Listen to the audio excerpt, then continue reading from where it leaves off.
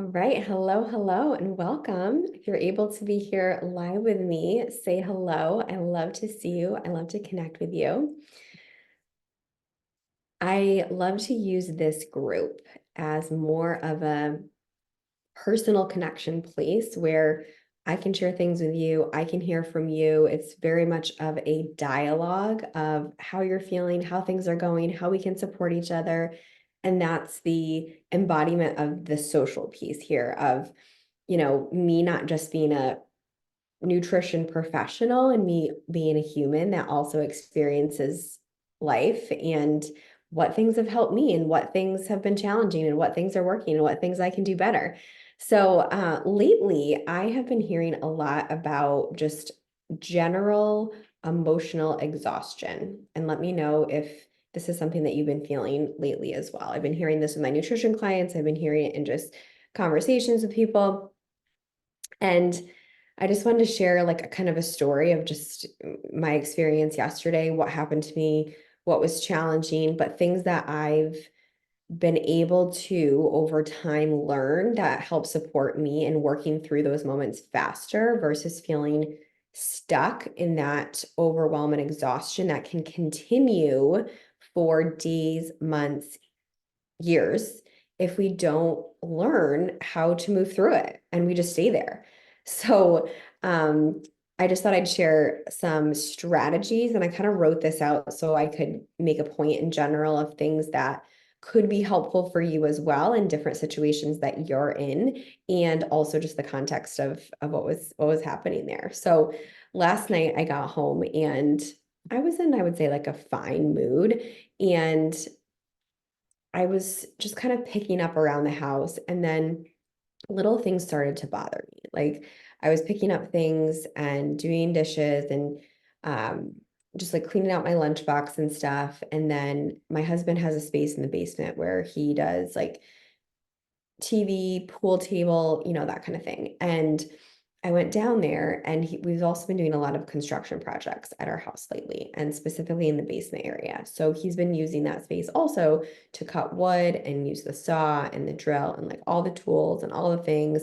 And I walked down there and there was sawdust on things, like some of our like coats and personal things. And I was like, you're not being careful. And then there was like empty cans and just like it felt very careless, and it really just bothered me more so than it need. Like there's certain things that I'm just like, whatever, there's so many things that he does and it's fine. These are like little things in the big picture. But those little things were really bothering me. So he comes home and he's like, "Hey, how are you?" And I'm like, "I was fine," until I started cleaning up and like, I said it was disgusting, which I probably could have presented better. And I was just reacting, right? The circumstances didn't matter. It was the reaction we have that we do have control over. So we kind of go our separate ways doing some things. I needed to catch up with things in my office and he was working on something. And then, we have dinner. We just did leftovers that night. And, he was sharing some things that were going on with himself during the day that he was navigating. And I didn't realize how much stress he was on throughout the day.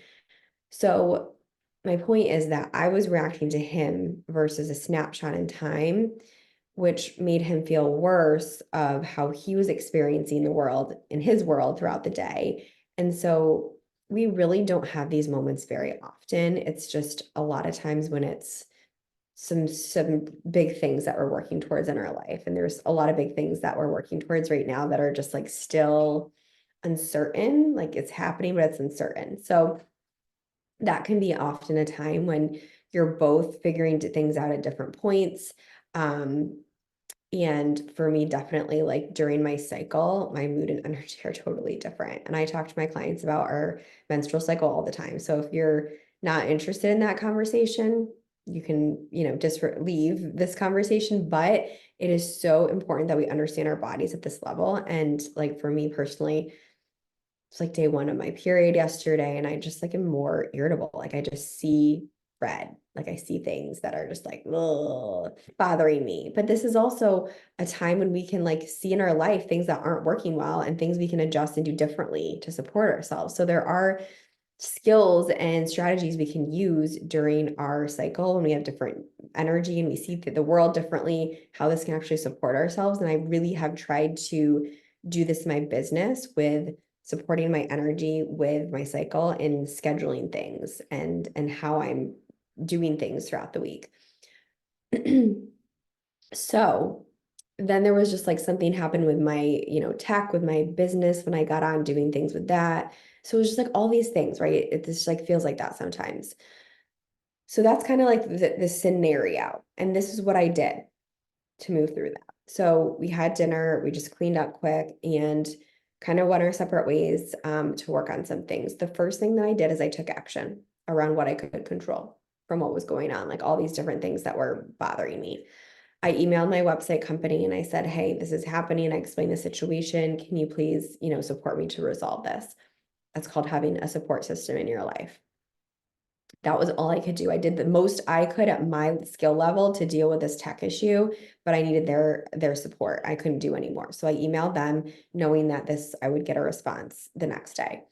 The second thing I did is I surrendered and I admitted that I was exhausted. So I made a cup of hot cocoa. I usually do just like hot water, unsweetened cocoa, and some milk. I just really prefer that as like a soothing drink in the evening. I changed, I got my pajamas on, I washed my face. I just like went in the bathroom, closed the door, and just like had the space for myself, brushed my teeth, got ready for bed. And then I got into bed and I wrote my husband a note.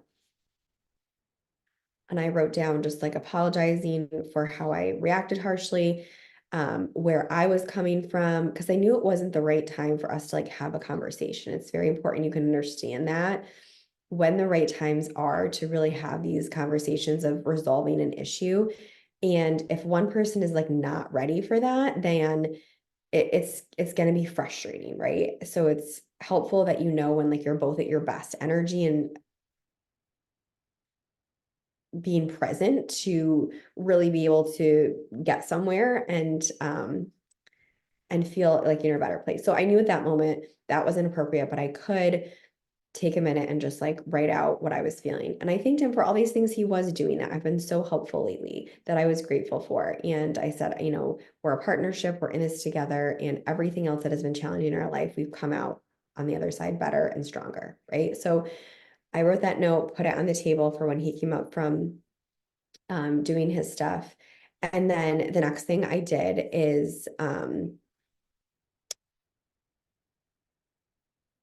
just gave myself a little space in the evening to get ready for bed. I did some reading.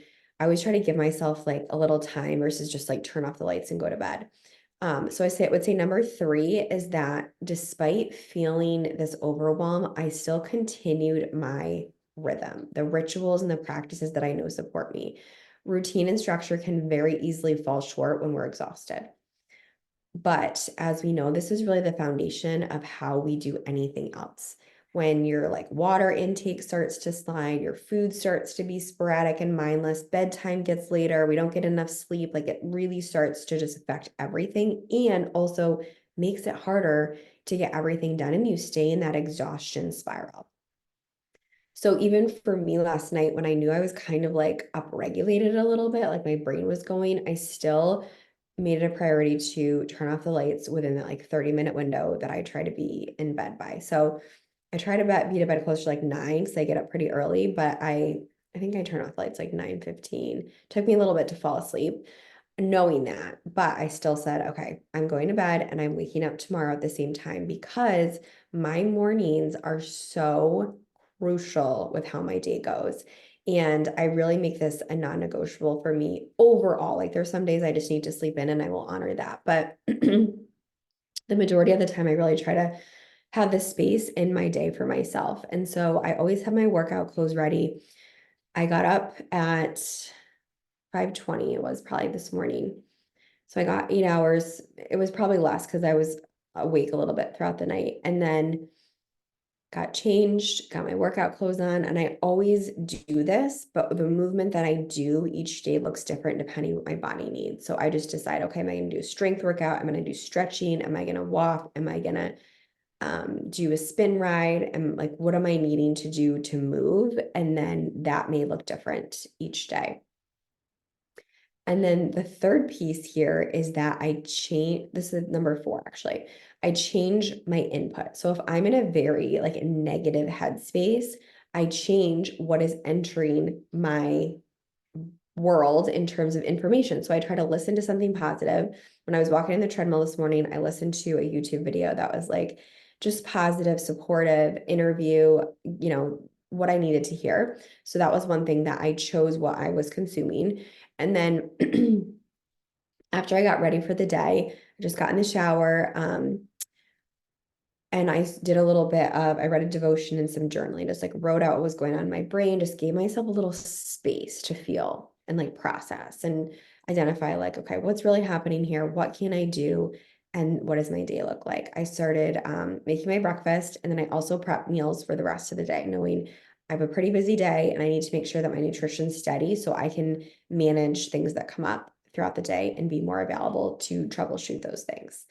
Because if we're like surviving the day, our nutrition can feel that way too if we don't have a plan. So that was super important. And then number 5 is really like checking things off my list that I know are just like building that momentum. So if you look at your day and just starting doing a little things throughout the day that you know you need to do, part of exhaustion really comes from feeling hopeless and like it's just like never going to end, right? That's a lot of where it comes from. But everything is temporary. Everything. We like catastrophize these things that are, hard in the moment, but there's always a rainbow, right? After a rainstorm.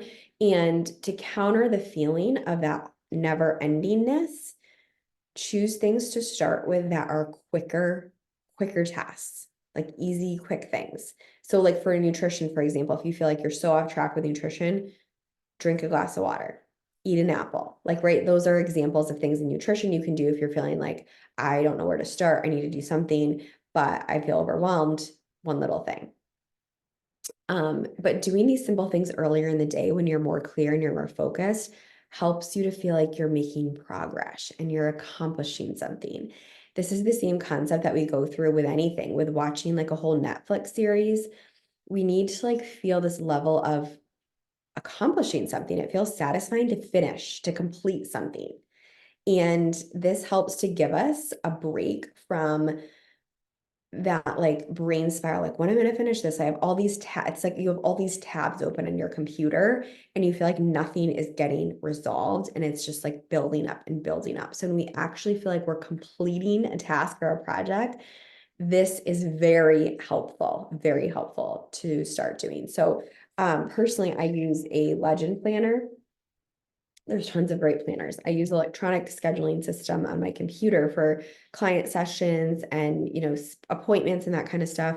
But I also have like a daily written planner with habits, with work to-do lists, personal to-do lists, notes.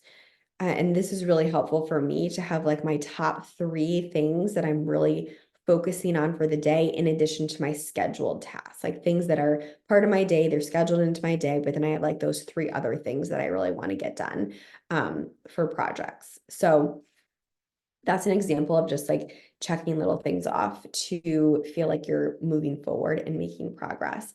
And when I got up that morning to start checking things off, my website company had already gotten back to me. The issue was resolved. I was able to move forward with sending an application that I needed to. And it was just like, okay, I can like move forward now because I've created these steps in other areas that are supportive. And that would be the last piece I would say is going through your day and your calendar and reassessing things. I do this in the beginning of the week, and just like how I built my schedule, I have the luxury as an entrepreneur essentially to build my own schedule to a degree. So I really try to schedule my week in accordance to, having more scheduled back-to-back days. And then I have like a gap day that's more, task oriented, but I have flexibility built in that I can just like get a lot of things done but it's not as much as like a time sensitive, this needs to be done at this time.